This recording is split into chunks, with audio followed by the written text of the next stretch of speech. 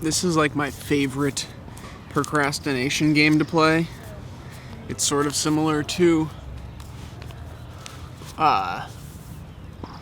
like instead of studying for a test, you spend your time calculating the exact grade that you need to get to like pass or whatever. I already hate this W. Okay.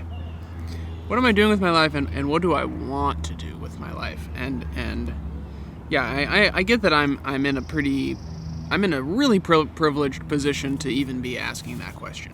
I guess when I say what am I doing with my life, I'm really talking about my career. Yeah, moving out here to Portland, for me, it was about my career and about kind of forcing myself to work and to hustle. There is definitely a fire under my butt because I'm running out of cash.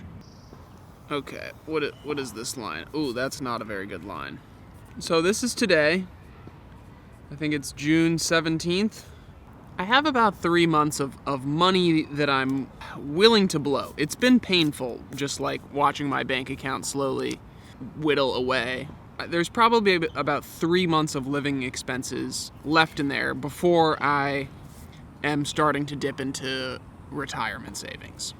And I really don't want to do that. I think that would be a really dumb move. September 17th, I run out of money. So basically, sometime in these 3 months, I'm going to need to figure out how to make some money. The most obvious way to make money is to get a job.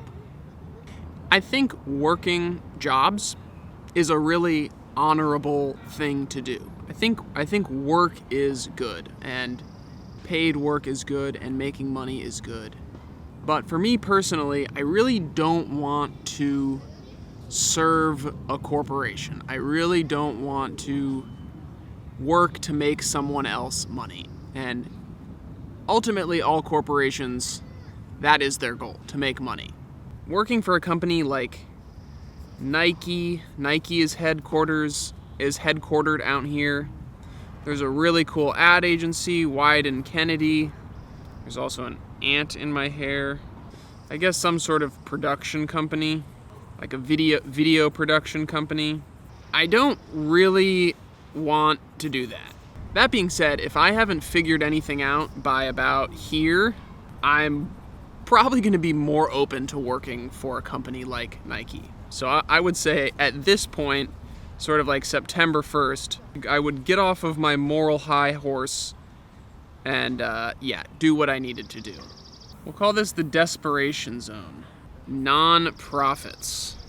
Now, I would feel much better about working for a nonprofit. Oh, actually, you know what? There is one caveat, and that is Faceplant. Now, Faceplant, I believe, is a for-profit company, but they're very much mission-driven, and their mission is to put McDonald's out of business by serving really, really good fast food that just so happens to be plant-based. They don't even really advertise that much that they're entirely plant-based, but they are. And that is a mission that I would love to serve. That is a company that I would love to work for. So I do think applying to Faceplant is like something I want to do in the next couple weeks. Sorry. Okay, this whole section is option 1, jobs. Would love to work for a company like Faceplant as like, I don't know, content strategist or marketing person or something like that. The other option would be to find a job at a non-profit. This is also something I think I would be happy to do, is, work for a non-profit that was doing impactful work that I really cared about. And I think my abilities with audio-visual stuff and storytelling could be a huge asset to a nonprofit. I also don't want it to sound like I'm passing judgment on people that work for corporations. We're all just trying to get by and live our best lives, and I pass no judgment on people that work for companies. So this is also something I will be doing probably in the coming weeks, is looking into some Pacific Northwest nonprofits. I think I could be really happy doing that for a couple of years. I don't know if it's something I do feel ambitious and called to filmmaking and to kind of going out and carving my own path, but I don't think working an honest job for the next few years would be a bad decision. All right, option two, YouTube. This is actually a really appealing option to me, is really diving deeper into YouTube and once this vlog is over, trying to make videos that are a bit more polished, a bit more topical, and maybe have a bit more potential to reach a larger audience. Right now, there are about 750 bean dogs. There are 750 of you that are kind of keeping up with these videos, which is, I am so incredibly thankful for you. If this channel ever blows up, and you tell me that you were part of the Beandog 750. That being said, 750 people is probably not enough to really sustain a YouTube channel. I think right now I'm at like 20,000 subscribers. These subscribers are expecting Pittsburgh videos. So in a way I'm at zero. I think I would need to get to 100,000 subscribers in order to make YouTube a viable long-term thing. And the thing about YouTube is that when it rains, it pours. When something hits and it works, it typically really works. And it kind of, your channel can kind of pop off. The problem is, I don't know when it's gonna rain. And I also can't really make it rain.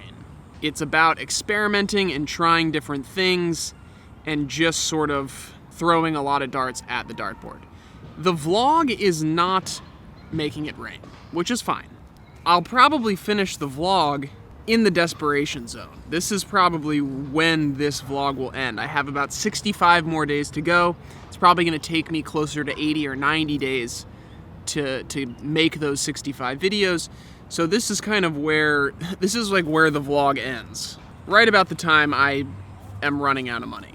I love YouTube and I love YouTube as a career path, but I just don't know if I'm gonna be able to make this financially viable in the next 90 days. Option 3, freelance. This is what I was doing in Pittsburgh, was freelancing. The key, I think, to freelancing is a strong network.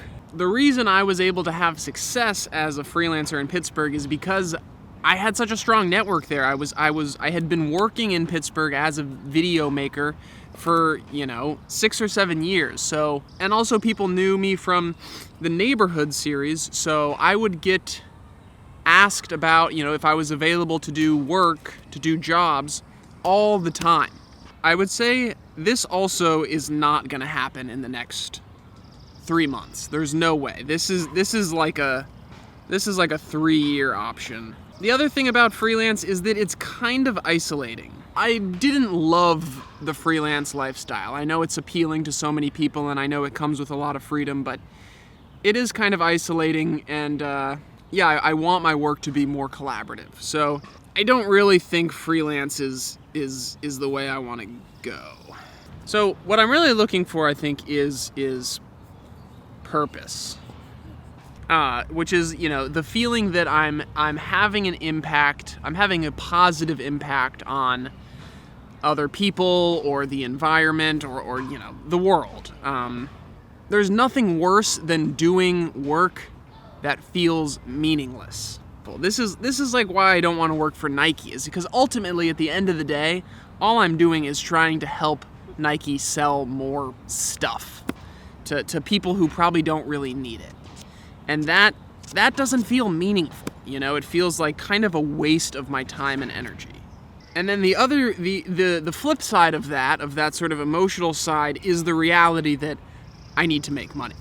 I don't need to make a crazy amount of money, but I do think living in Portland, in order to be really comfortable and probably still, save some money, I would say my goal would be to make $70K per year. This is it, this is kind of these are the two the two main requirements. And I don't think that's too much to ask for. And I also think that I do have a pretty valuable skill with video and, just, storytelling. But it's still really, really hard to find a job, to find work. Whether that's, the YouTube route and kind of creating my own work and creating my own meaning, or if that's finding a nonprofit that needs, a content creator to kind of help them tell their story. It's not easy to find something that fits. I would also probably add collaboration is something I'm looking for. Quality work, a job that pushes me to make really sharp, interesting, snappy stuff. Yeah, maybe, I don't know, maybe something that helps animals. That's a cause I feel really passionate about. And then, probably something film related. I don't want to completely jump off the deep end here. So this is kind of where my head's at right now. This is kind of what I have been thinking about, and I guess I feel good. I'll probably feel more stressed in the desperation zone here, but this is why I moved out to Portland, is to intentionally shake things up career-wise and force myself to kind of start fresh and have to struggle and hustle a bit to figure this stuff out. The last thing I'll add, I suppose, is that, it's helpful to remind myself, sort of in line with what I was talking about yesterday, is that I may never have this figured out. It may always be kind of I'm not really sure what I'm doing, what I'm hoping to do, but as long as I'm able to kind of pick a few things to work towards and just keep moving forward, it should work itself out. And hopefully by the time I'm 75, if I live that long, I can look back and be relatively satisfied with the work that I've done.